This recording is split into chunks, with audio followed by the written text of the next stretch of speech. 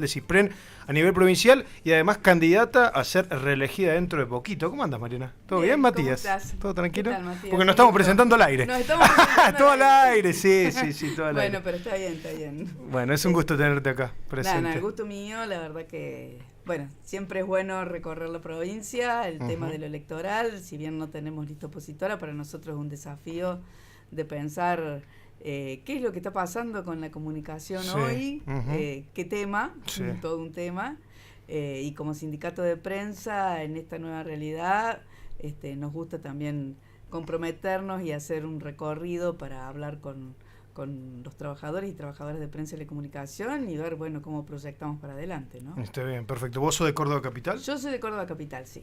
Sí, bien, sí. Perfecto. ¿Y hoy estuvieron recorriendo un poco la provincia? Hoy estuvimos en Río Tercero, bien. Hay una delegación en Río Tercero, sí. También contentos porque hubo una gran convocatoria, pudimos pensar también qué está sucediendo con los medios que nosotros denominamos en el sector de la autogestión. Nosotros reconocemos 3 sectores como lo que integran el mapa de medio de nuestro país, que tiene que ver con los medios privados, con los medios públicos y los medios autogestionados. Así que en ese panorama también poder ver cuál es la realidad de los trabajadores y trabajadoras, ¿no? Que no nos toca solo pelear lo convencional, el salario, las condiciones de trabajo, que si bien es muy importante. Sí, claro. Hoy los trabajadores y trabajadoras de prensa estamos con salarios por debajo de la canasta de la indigencia, que esa es la realidad. Pero además de eso, preocuparnos por la defensa de los medios públicos que están siendo vaciados, atacados. Y cómo se sostiene ese espacio, y por otro lado la autogestión, que es donde se encuentran también las cooperativas de trabajo, claro. Que son quienes han generado más puestos de trabajo en la actividad de prensa en el último tiempo, ¿no? Sí, realmente. ¿Y cuál es la situación? Se me viene a la cabeza esa repregunta, lo dijiste al pasar. ¿Cuál es la situación hoy puntualmente de los trabajadores de prensa, sobre todo en los sectores por ahí más privados, que me imagino que debe ser una lucha difícil, primero que nada, porque sean formales? Debe ser la primera lucha, ¿no? Yo digo que el trabajador en relación de dependencia es casi una especie en extinción, hoy por hoy. Sí. Mucho freelance. Mucho freelance, mucho trabajo en autogestión. Mucho CM también, ¿no? Sí, Community Manager. Community Manager, que en definitiva no está organizado, ¿no? Son como trabajos más individuales. Bueno, nosotros venimos haciendo algunas gestiones y tenemos iniciativas. De hecho, en Córdoba, en la Universidad Nacional de Córdoba, hemos incorporado un consejero egresado que es del CISPREN. En la universidad, ¿no? En la Facultad de Ciencias de la Comunicación, y hemos trabajado con la oficina de graduado la posibilidad de ver nosotros nos gusta decirle tarifario y después le decimos calculador de honorarios, pero que tiene que ver con cuánto vale nuestra hora de trabajo. Exacto. Y hemos puesto en juego los ítems estatutarios que tenemos, ¿no? Que están incorporados en la ley del periodista, el estatuto del periodista profesional, la 12908, y en el convenio colectivo de Capital, que a su vez tenemos convenio colectivo de Interior y de Río Cuarto. Nosotros tenemos 3 convenios colectivos y 4 escalas salariales. Pero eso es una forma también de pensar a discutir con las nuevas generaciones, con quienes egresan de la universidad, de las facultades de comunicación. Bueno, ¿cómo calculamos lo que vale nuestro trabajo? Si cada vez quedamos menos en relación de dependencia, si cada vez la actividad se corre más hacia otras formas y nuevas formas, ¿cómo hace el community manager para calcular cuánto vale su hora? ¿Sobre la base de qué?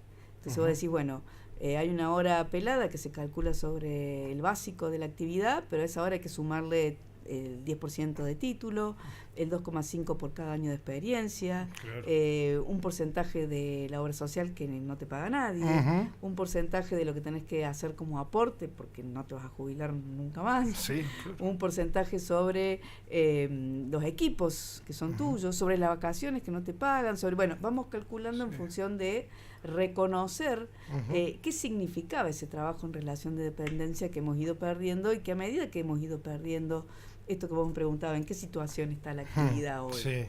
Estamos en una situación, creo que en el peor de los escenarios, ¿no? Sobre todo porque, por un lado, podemos decir que la tecnología nos ha modificado muchísimo nuestra actividad, Sí. que eso no sería un problema, porque la tecnología es una herramienta y se supone que nosotros la tenemos que usar a favor de nuestro trabajo. Sí, nos hemos adaptado ya, con a Nos través de los hemos- años ha pasado esto, exactamente, desde la imprenta para acá. digamos. exactamente, y ha sido así siempre, Sí. ¿no? Entonces no sería un solo factor. Me parece que hay otros componentes que tienen que ver con la concentración del negocio de la comunicación, Eso. con las plataformas, con el capitalismo de plataforma, ¿no? Y qué rol juega ese sector, inclusive ese sector que disputa con otros sectores, con el capital financiero, con la concentración del poder, y del poder en cuanto a quién maneja la hegemonía del dinero también, ¿no? Sí.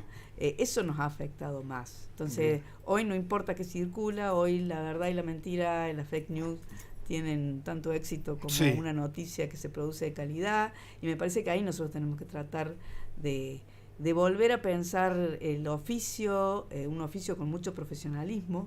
De hecho, yo digo que reconocer en la actividad periodística un oficio es muy importante. Ahora, en ese oficio nos tenemos que formar y capacitar cada vez más, ¿no? Y por suerte tenemos las universidades que han peleado que la comunicación sea un tema importante en todas las unidades académicas donde nos podemos formar. Y además se sigue eligiendo también. Hay muchos jóvenes que siguen eligiendo este tipo de carreras en cuanto a la comunicación, pero después esos jóvenes se acercan al sindicato, digamos, porque a veces al periodista le cuesta también sentirse trabajador muchas veces. Sí, por eso digo, es un oficio con un alto nivel de profesionalismo. Me parece que nosotros no nos escapamos a la situación de los trabajadores en general, esto también hay que decirlo. Sí, claro, no es que sea la prensa la que está, es en general la situación, ¿no? Sí. Hoy tenemos un gobierno nacional que bueno, que va contra derechos que nos ha llevado mucho tiempo conquistar, y que en parte la sociedad no los ha sentido incorporados, ¿no? Por eso votó lo que votó, no estamos planteando absolutamente nada que no lo podamos discutir y decir. Entonces, los jóvenes no se acercan al sindicato, los sindicatos siempre hemos tenido muy mala prensa. Yo lo veo porque tengo la misma cantidad de afiliada al sindicato de prensa que de docente universitaria. O sea que me toca pararme frente a un curso. Yo en el primer cuatrimestre tengo un seminario taller de autogestión de medios de comunicación. Y en un momento me paro y digo, bueno, ¿cuántos de ustedes conocen el sindicato de prensa? Me levanta la mano uno.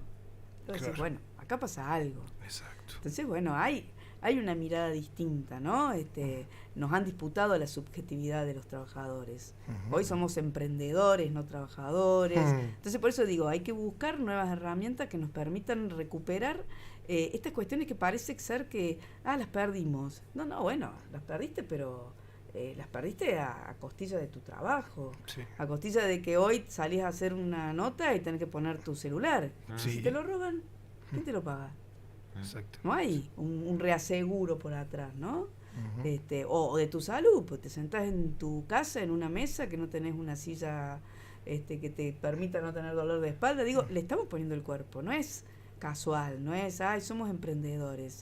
Bueno, ¿y quién se lleva eso que se está ahorrando un tercero? Me parece que ahí hay que mirar un poco, porque en esa disputa de decir los sindicatos somos todos corruptos, gordos, bueno, no, los sindicatos somos la organización de trabajadores y trabajadoras que tienen que buscar respuesta a cada momento de cómo se va modificando el trabajo. En el trabajo de prensa hemos tenido modificaciones enormes.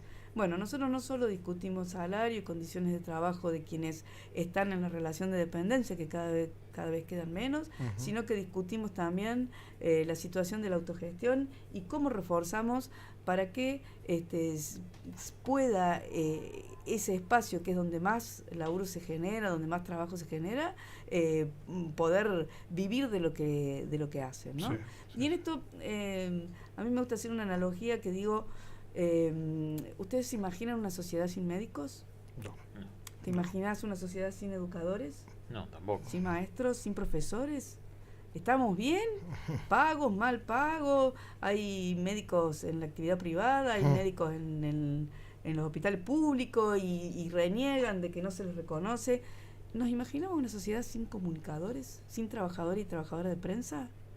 No, es imposible. Bueno, pero nos cuesta, sí, porque no está instalado como que la comunicación barra información, Sí. de producir esa información de calidad que la sociedad necesita para poder tomar decisiones, que es tan importante priorizar la información local.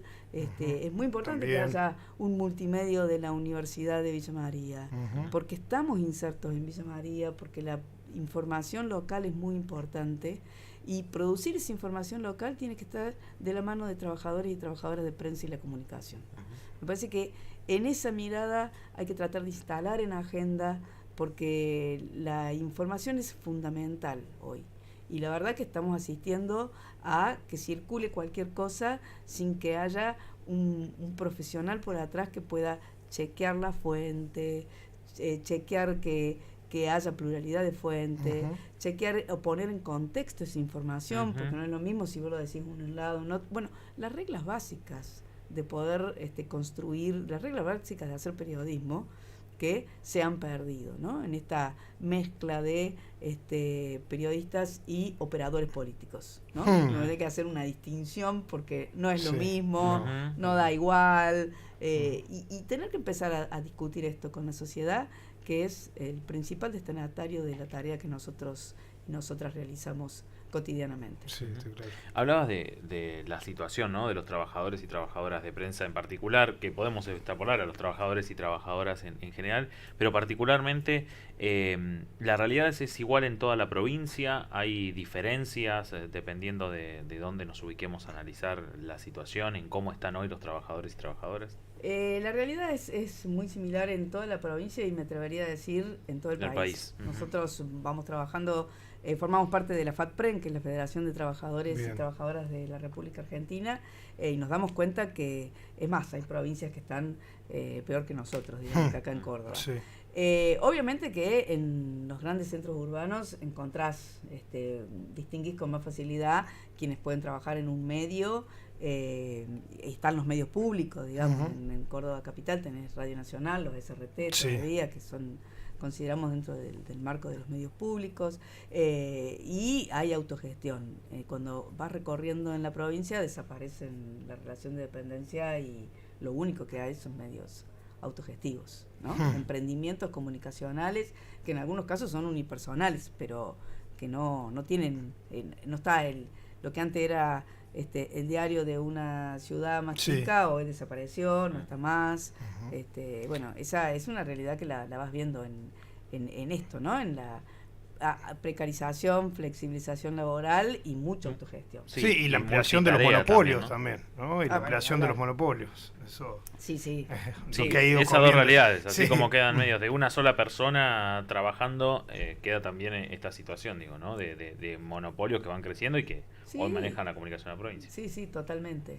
Y teniendo en cuenta que el gobierno de la provincia es la agencia más grande que tenés de producción de contenido.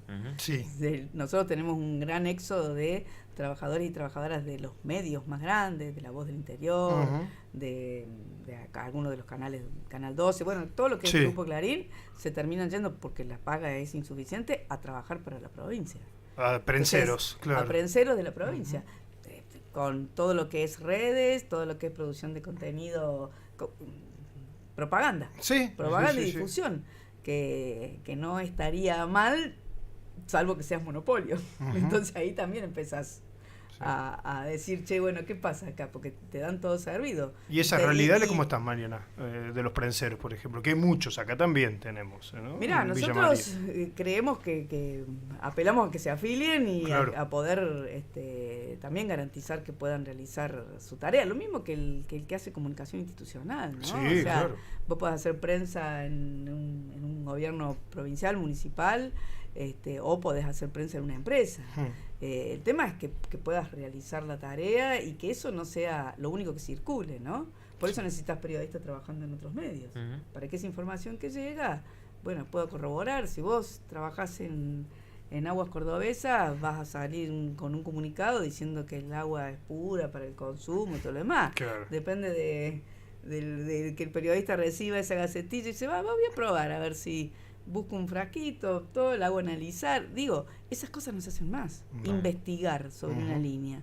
Que no significa salir a decir, no, mirá, el agua no es. Pero bueno, por lo menos, tampoco me vendas un buzón porque la sociedad es la que consume el agua.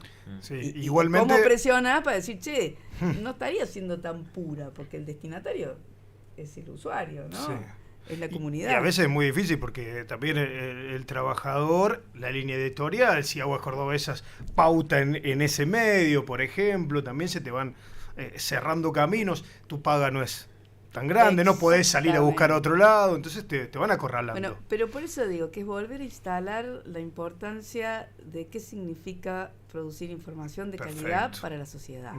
Entonces vos decís, el Estado tiene la obligación de pautar y de tener una distribución equitativa de la pauta publicitaria. Sí. ¿Por qué? Porque las cosas que realiza un gobierno deben ser, si vos haces una campaña contra el dengue, debe estar en difusión, entonces vos tenés que pautar, si haces una campaña de vacunación, si haces una campaña de lo que se te ocurra, está para eso, ¿no? Sí.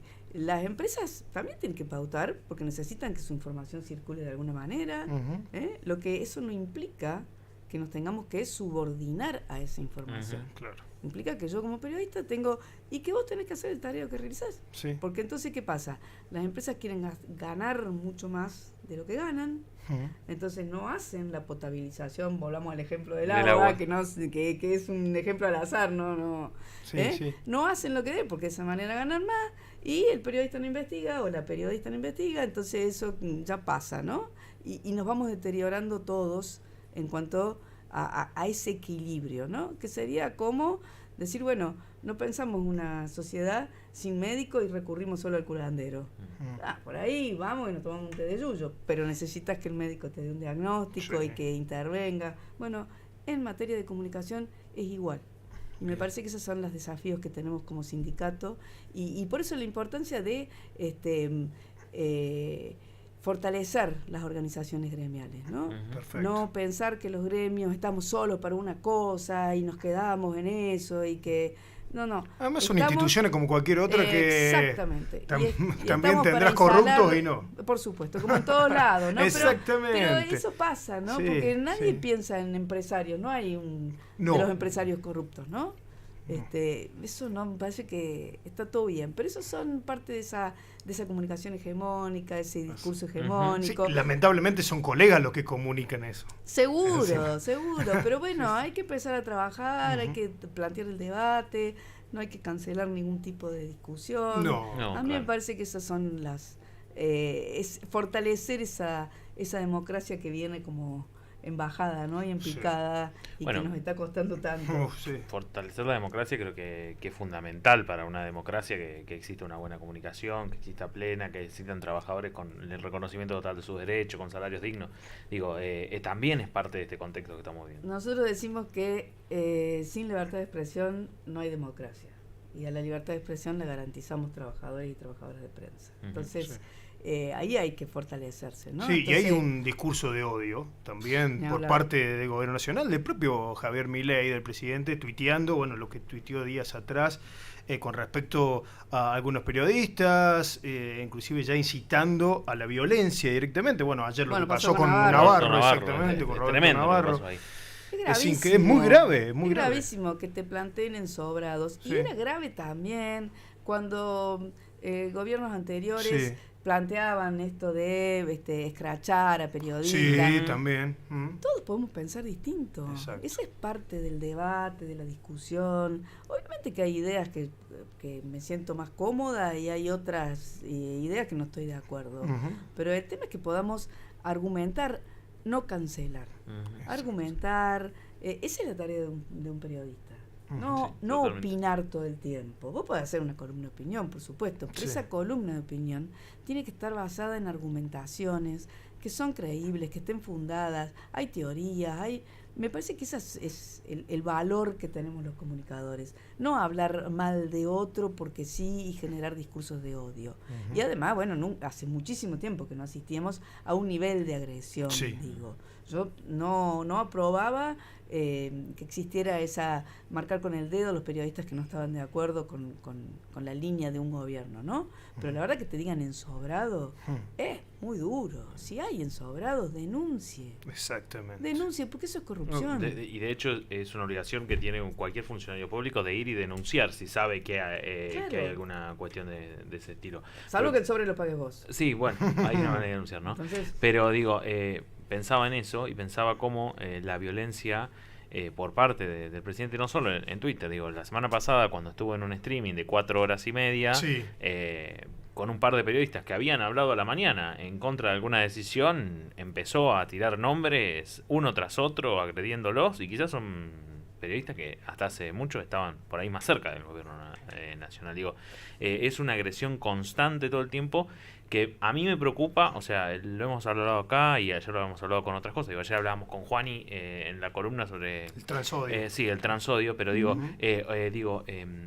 lo que pasó con Roberto Navarro es un límite de algo que viene ocurriendo, y siento que hay una habilitación constante por parte del Poder Ejecutivo que es preocupante, digo, porque eso a mí me asusta un poco cómo se frena, ¿no? Porque si ya la persona que está al frente del país habilita esos discursos y empiezan a pasar estas cuestiones, bueno, es peligroso. Sí, es gravísimo porque es la autoridad máxima, ¿no? Exacto. Entonces, si vos sos el que promovés eso, habilita para cualquier cosa, tal cual lo decís vos. Sí, y después hay una violencia en cuanto a cerrar lugares de trabajo, por ejemplo, la agencia Telam, que hoy no está funcionando. Ayer, recién veníamos de estar con los compañeros del diario de Villa María, que nos demoramos un poquito por eso, digo, disculpa, porque sé que nos estaban esperando.